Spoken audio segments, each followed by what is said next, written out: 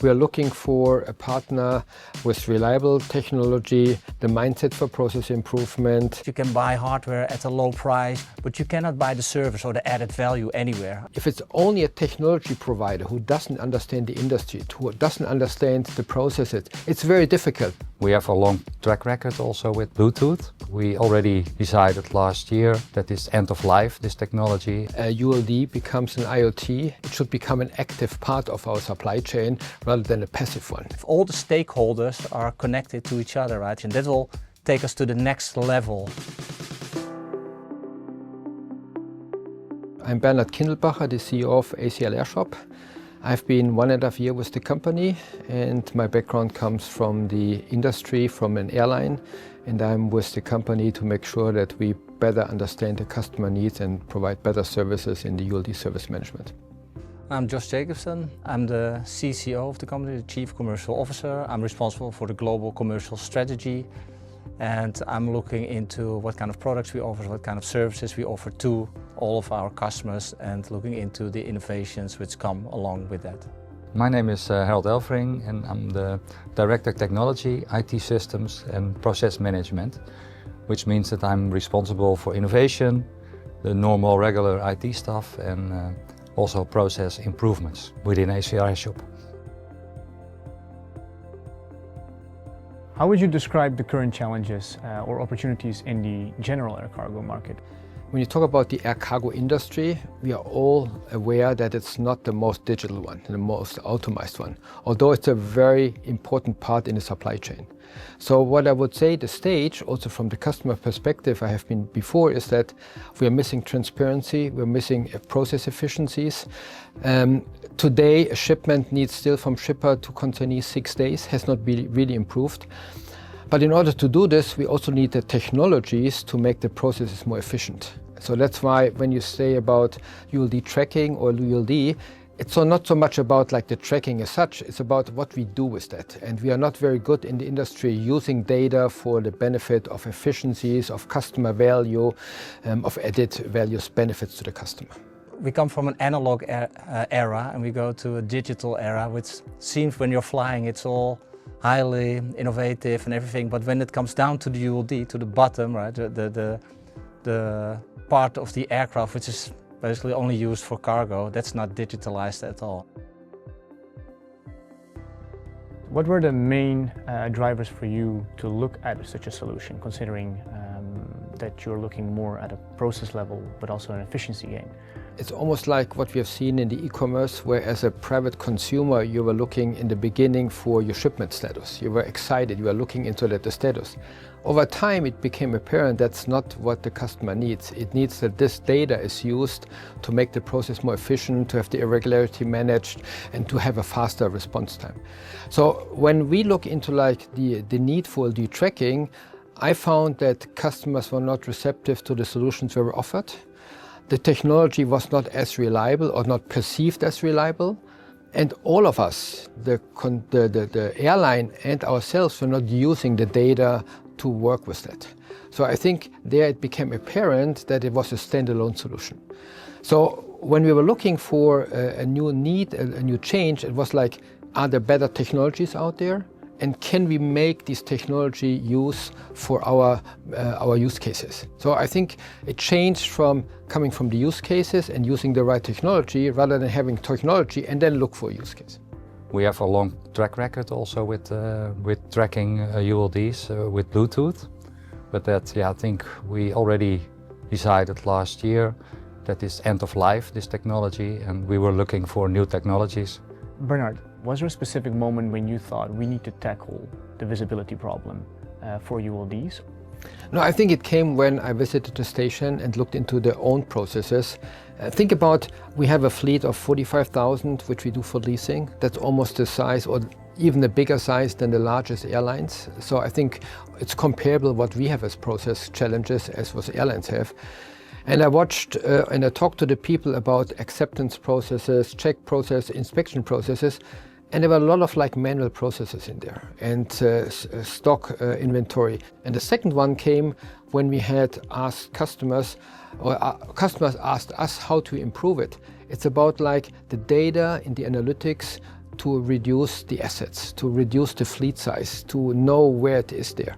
And there's so many benefits in there that it became apparent that without the technology, it's not possible to do it because you cannot rely on data by manual input. So I think there it became very apparent that having a localization solution, a technology solution, would improve processes tremendously. Think about like you're in a warehouse and you have to track the pallet. You have your gloves on, you have to write it down, you have to do it on a paper. So many errors takes place, right? And I've seen this process with so many airlines, with so many ground handling agents, that's a cumbersome activity. So even the basic is not working. What were some of the key use cases or challenges you tried to solve with ULD tracking? It all starts with tracking the ULD, the simplest version, right?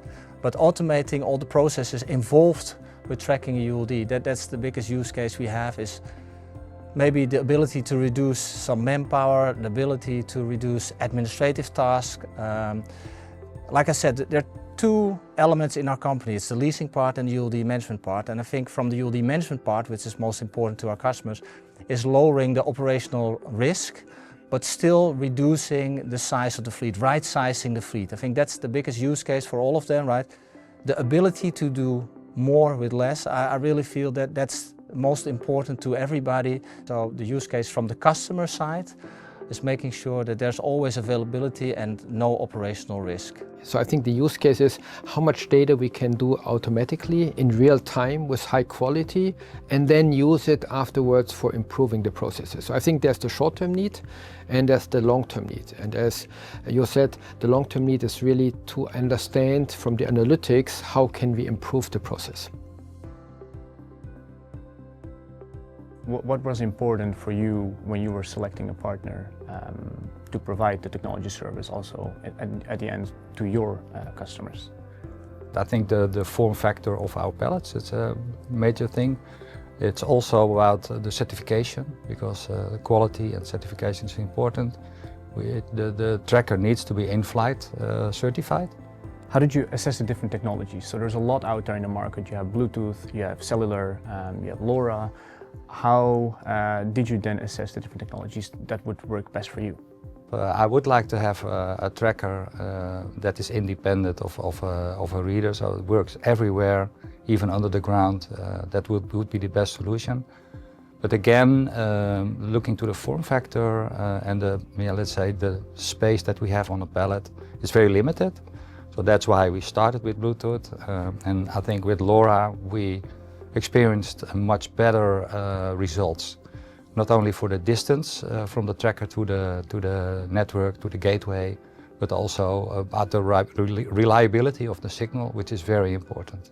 Especially from an operational perspective, but also of course from a cost perspective. You don't want to change every 6 months the tracker, because that will that's a costly thing, of course. So a minimum of 3, but preferable 4 or even 5 years is preferred to have the battery life on the pallet. And durability is also important. What was important in terms of the network coverage and a global presence? How did you assess that?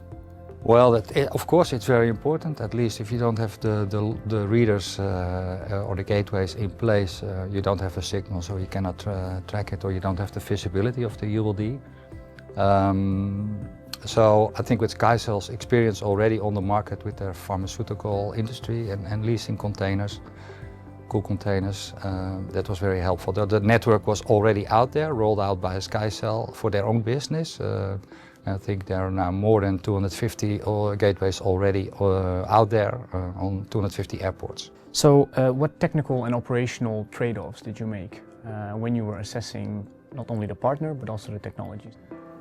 I think for what for me was very insightful and also surprising a little bit, that in our Amsterdam facility we have a lot of pallets, thousands of on stock. We did a lot of testing with one gateway. It's an area about kilometer by a kilometer, and in the middle we installed the reader. And even with a wall of, let's say, 300-400 pallets putting him in the lowest pallet, it was still getting good reads to the gateway. So for me that was very challenging because the interference of aluminium or concrete or other stuff is always a limitation of signals. Tagging 80,000 units, it's not an easy task. So we're going to start with our short-term leasing, but also the long-term customers need to be migrated from Bluetooth or adding the new technology with SkyCell. So the challenge was to find a solution which fits in the edge rail because it's limited from the form factor. And it should also have a long battery life, of course, and it should be reliable. When selecting a ULD tracking partner or when selecting any technology provider, what are the most important qualities for you in that respect? So when it comes to a provider on technology, I think there's like minimum requirements. Are they state of the art in the terms of like a proven technology, right? Because in our environment, we have the limited space on the pallet. It has to be in different conditions, hot, cold. Secondly, we need a very reliable one because it's out in the system and only touches like once in a while a station where you can prove it. So you need to be high end on the quality. So it has to be in a way scalable, it has to be available. And what we found with the provider is like, if it's only a technology provider who doesn't understand the industry, who doesn't understand the processes, it's very difficult because then we talk about like a standalone technology. And I think that was one of the major reasons why in our company, but also with the industry, the technology was not really well accepted because it was just seen as like a tag in there, but you have not done anything with that. So the combination of that really made it work. And I think for us it was not only about the hardware, it's about what the hardware can do for us. I think that's where the collaborative aspect comes in. That's why we chose SkyCell to help us, is that the collaborative aspect, right? Looking into the processes, what are our challenges, and that's the way we approach our customers as well, because of course you can buy hardware at a low price, you can buy it at the corner of the street if you want to, but you cannot buy the service or the added value anywhere. So this is a question to both of you. Personally my favorite, why would you go for a solution provider such as SkyCell for ULD tracking? As you said, we came from the business case and the customer needs. So we are looking for a partner with reliable technology, the mindset for process improvement, proven record, and we found with SkyCell in the industry somebody who understands the processes, who are in the industry, in the cargo industry. It's not a technology-only provider, and has proven in the pharmaceutical industry that it can work. I think for SkyCell it was mainly also that they were listening to us and understand our business process. SkyCell is more like a partnership than just a supplier relationship, which is important to further develop that. So Bernard, how do you see ULD tracking evolving over the coming next 3 to 5 years? So similar to the e-commerce, I believe in 3 to 5 years, nobody will talk about tracking yes or no. It will be a standard in there, and it will be the question how much everybody can make use of it. So I see in 3 to 5 years, we're talking more about like analytics based on tracking information. But I think the future will be that everything is integrated and connected via APIs or just other types of connectivity. That will be the biggest benefit for the complete industry, right? If I would have like a vision, it would be that ULD becomes an IoT, and the IoT tells you I'm available now for rent, or I see a need with you, or I'm sitting around and I'm not in use. So basically it should become an active part of our supply chain rather than a passive one. And for that you need the technology and you need like the analytics into that. That's the key to the future, is that if all the stakeholders are connected to each other, right, and they benefit from all the advantages of digitalization, that will take us to the next level.